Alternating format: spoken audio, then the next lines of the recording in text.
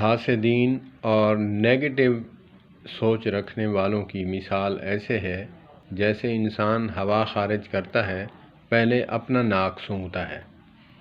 آپ کا بھی تجربہ ہوگا، کیونکہ گریبان سے ہی ہوا اٹھتی ہے، وہی اپنے ناک میں ہی آتی ہے۔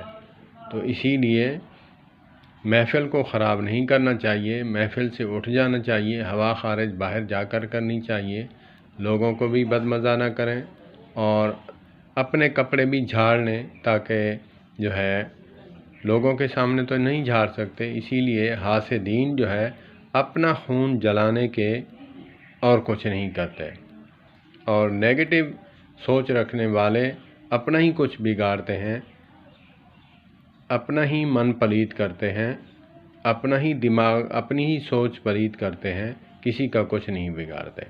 جس طرح ہوا خارج کرنے سے پہلے خود سونگھتا ہے بندہ، پھر جو ہے دوسروں کو آتی ہے۔ تو اسی لیے اللہ پاک ہماری حفاظت فرمائے، پازیٹیو رہنے کی کوشش کریں اور حسد نہ کریں، رشک ضرور کریں۔ رشک اور ہے، حسد اور ہے۔ حسد ہے کہ اس کے پاس کیوں آیا، اس سے چھن جائے تو اچھا ہے، مجھے مل جائے۔ رشک یہ ہے کہ اللہ پاک اس کو جیسے عطا فرمایا مجھے بھی عطا فرما، یہ ہے رشک۔ اللہ پاک یہ جو نوافل اور تہجد اور داڑھی اور متقی بن گیا ہے، اللہ پاک مجھے بھی یہ تقوی، طہارت، داڑھی، سنت اور فرائض پر چلنے کی توفیق عطا فرما۔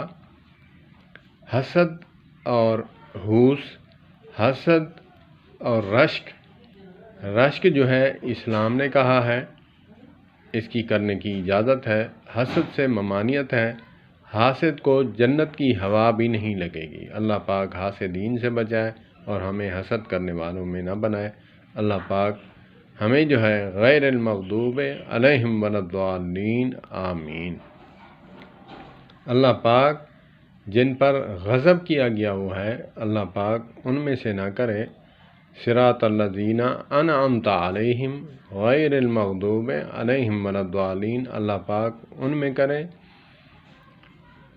شہداء، صالحین جو انعام یافتہ ہیں۔ والسلام علیکم ورحمۃ اللہ۔